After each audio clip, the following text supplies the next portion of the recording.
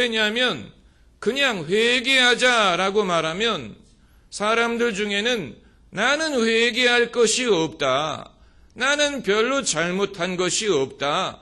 왜 교회만 오면 회개하라고 하느냐? 나는 죄인이 아니고 나는 잘못한 것이 없고 나에게 자꾸만 그런 식으로 죄의식을 갖게 하지 말아라. 이런 생각을 하는 사람들이 있기 때문에 우리가 간과하고 넘어가는 어떤 무슨 도둑질이나 간음이나 거짓말이 아닐지라도 우리의 삶 속에 느끼지 못하면서도 짓는 죄의 구체적인 사례를 열거해야 성도들이 공감을 하고 회개하고 내가 뉘우쳐야 되겠구나 이런 식으로 깨달을 수 있도록 돕기 위한 것입니다. 그런데 이러한 방법이 어느 정도는 도움이 되지만 그것보다도 더 우리가 기도하고 구할 것은 하나님의 임재를 체험할 수 있다면 하나님의 임재 앞에서는 우리가 죄인이라는 사실을 깨달을 수밖에 없다는 것입니다. 하나님의 거룩한 임재를 체험할 때 상대적으로 내가 죄를 지었다는 사실이 아니고 내가 죄인이라는 사실을 깨닫습니다. 거기에는 차이가 있어요. 내가 죄가 많다는 것을 깨닫는 게 아니고 내가 죄인이라는 사실, 내가 죄를 졌기 때문에 죄인이 아니고 죄인이기 때문에 죄를 짓고 있다는 사실을 깨닫습니다. 우리의 본질적인 면모를 깨닫습니다. 하나님의 거룩한 임재 앞에서. 오늘 본문에 베드로가 예수님의 기적을 경험한 다음에 그의 첫 번째 반응이 바로 그것입니다. 그가 예수님 무릎 앞에 엎드려서 주여 나를 떠나소서 나는 죄인으로소이다. 예수님이 베드로에게 죄에 대해서 설득하신 게 아닙니다. 그의 죄를 지적하지 않았습니다. 그러나 예수님을 통하여 나타나는 하나님의 영광을 보는 순간에 베드로는 상대적으로 자신이 죄인이라는 사실을 깨닫게 되는 것입니다. 여기에서 베드로가 내가 죄를 많이 지었습니다 라고 말하지 않고 나는 죄인으로소이다 라고 말한 것이 의미심장합니다. 이것은 행위를 말하는 것이 아니고 그의 존재, 그의 실존이 죄인됨이라는 것을 스스로 깨닫는 것입니다. 인간이 하나님이 어떤 분인가를 깨달을 때 상대적으로 자신이 어떤 존재인가를 깨닫지 않는다면 그 사람은 하나님을 제대로 경험한 것이 아닙니다. 사람은 하나님을 경험하는 순간에 자신의 존재에 대해서 두려움을 느끼고 위기의식을 느끼고 그리고 임박한 종말과 심판을 두려워하게 되어 있습니다. 아담과 하와가 선악을 알게 하는 나무의 열매를 따먹은 다음에 하나님이 동산에 지나가는 소리를 들었다고 했습니다.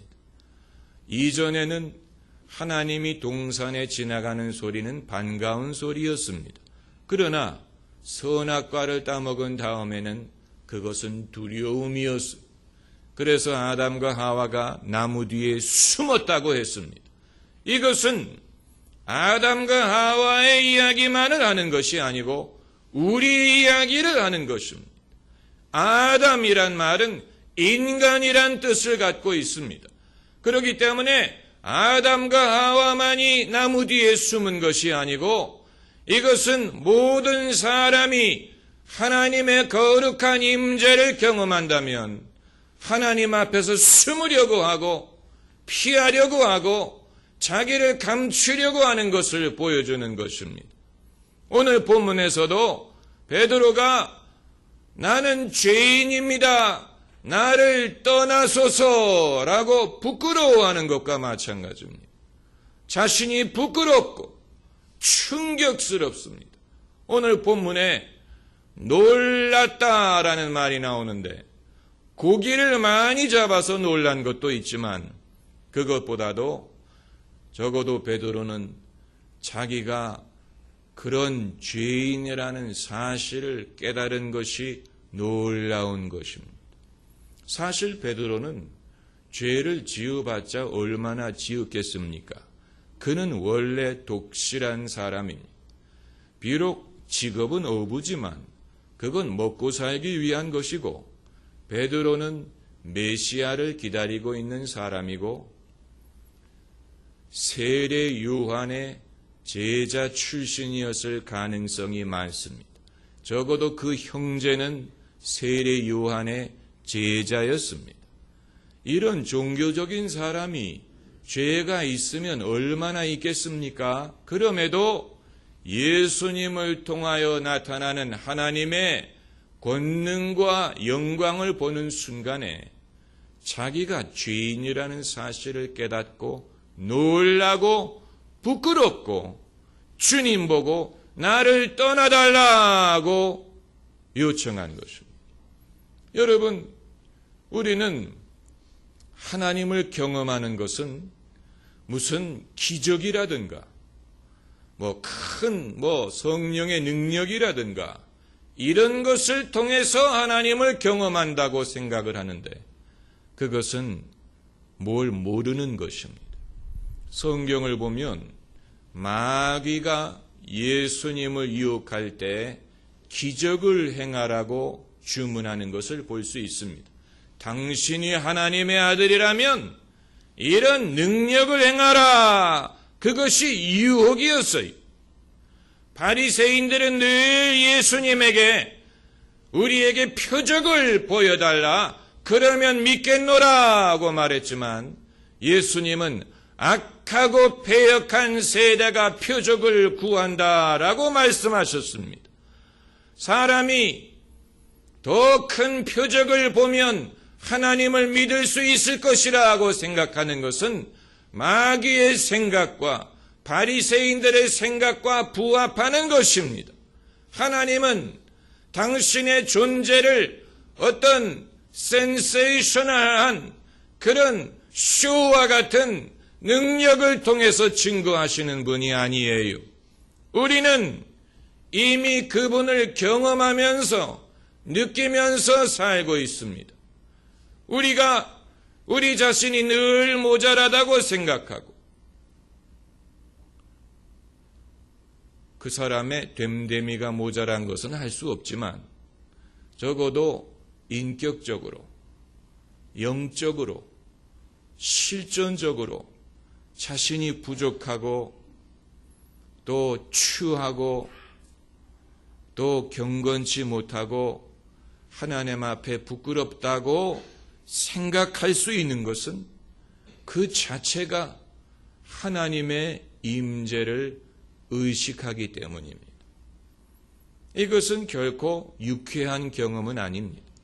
그러나 불가피한 것이고 그리고 그 자체가 우리에게 증거하는 것은 이것은 내 양심이 하나님 앞에서 솔직하게 느끼는 것을 우리가 깨닫는 것입니다.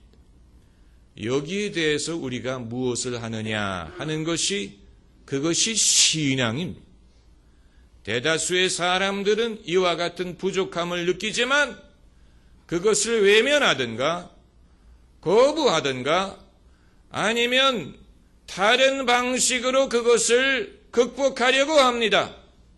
그것이 쾌락이든 술이든 잊어버리는 것이든 그런 것으로 난 괜찮은데 왜 그러느냐 하고 진지한 생각을 깊이 하면서 사는 사람들이 많아서 그렇지. 그 상황에서 나에게 뭔가 문제가 있다라는 것을 깨닫고 나를 지으신 하나님이 나를 고치실 수 있다고 믿고 하나님께 나오는 그것이 바로 믿음인 것.